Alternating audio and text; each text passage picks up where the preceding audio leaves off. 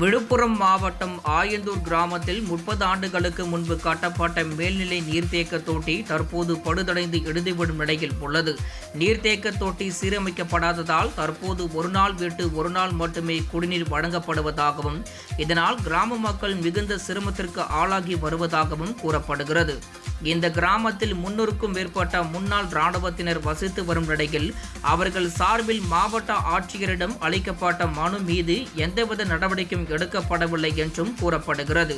அதன்படி இராணுவத்தில் பணியாற்றி ஓய்வு பெற்ற நிலையில் தற்போது குடிநீர் இன்றி அவதிப்படுவதாக முன்னாள் இராணுவர்கள் வேதனை தெரிவித்தனர். எனவே போர்க்கால அடிப்படையில் மேல்நிலை நீர்த்தேக்க தொட்டி அமைத்து குடிநீர் வழங்க வேண்டும் என்று அவர்கள் அரசுக்கு கோரிக்கை விடுத்தனர்.